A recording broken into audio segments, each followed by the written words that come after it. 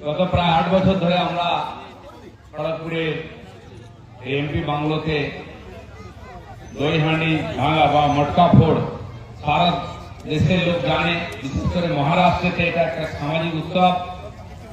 আজ সেখানেতে দলে দলে গোবিন্দারা, ভগবান শ্রীকৃষ্ণের রূপ, তারা ঘুরে বেড়াচ্ছেন, পাড়ায় পাড়ায় গিয়ে দই হাঁড়ি ভাঙছেন। বড় বড় লাখ লাখ টাকার পুরস্কার রাখা হয়। আমরাও প্রথম পুরস্কার 5,000 টাকা রেখেছি। গত কয়েক বছর এই বিষয়টা প্রচার করার চেষ্টা করেছি। এখানেও খুব উৎসাহের সঙ্গে পালন হয়। গত বছর এখানে এমন ঝড় বৃষ্টি হচ্ছিল, আমরা ডায়াসে বসতে পারিনি। আর আজকে এমন রোদ্র হয়েছে, বসা যাচ্ছে না, একদম বিপরীত। কিন্তু উৎসাহ আছে, লোকেরা আসবেন।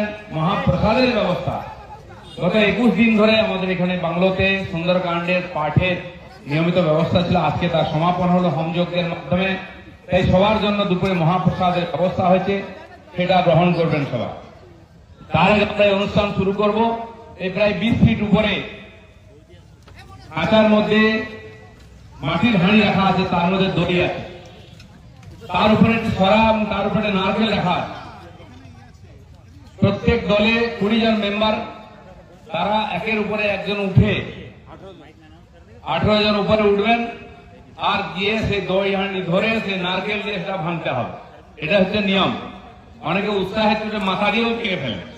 মাথা ভাঙার দরকার নেই, নারকেল রাখা আছে, নারকেল নিয়ে হাঁড়ি ভাঙবেন। তো যারা তাড়াতাড়ি কম সময়ের মধ্যে করবে সে অনুযায়ী ফার্স্ট, সেকেন্ড, থার্ড হবে। প্রথম 10 মিনিট টাইম থাকবে, তার মধ্যে ভাঙার চেষ্টা করতে হবে। যদি না পারেন কেউ, পরে আমরা আবার চেষ্টা করব চান্স দেওয়ার। কিন্তু 10 মিনিট টাইমের মধ্যে এই হাঁড়ি ভাঙতে হবে। সঙ্গে সঙ্গে গ্রামে দেখছেন জল ভর্তি আছে, এমনি উঠে গেলে হবে না। এখানে আমাদের ভলেন্টিয়াররা থাকবে, তারা তাদের উপরে জল ছেটাবে জোরে জোরে, গা পিচ্ছিল হয়ে যাবে, সেই অবস্থার উপরে উঠে ভাঙতে হবে। আর সবার প্রসাদের ব্যবস্থা আছে। সন্ধ্যাবেলা করতাম, এবারে যেহেতু আগের দিন পড়ে গেছে জন্মাষ্টমী, আজকে দিনের বেলা করেছি আমরা। আজকে শুকনো শুকনোতে হচ্ছে। ভগবান শ্রীকৃষ্ণ হাজার হাজার বছর আগে এখানে জন্মেছিলেন, কিন্তু প্রত্যেক জন্মাষ্টমীতে মনে হয় যে আজকে রাত্রে ভগবান জন্মাবেন এবং জন্মান।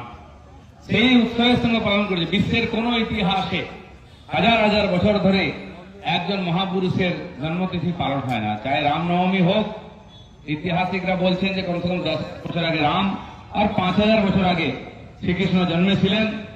আমাদের শাস্ত্র অনুযায়ী লক্ষ লক্ষ বছর আগে ঘটনা ঘটেছে। এখনো সমান উৎসাহে আমরা এই পরম্পরাকে মানিয়ে নিয়ে যাচ্ছি। ব্রত উপবাসের মাধ্যমে ভগবানের অবতারের আমরা প্রতীক্ষা করি।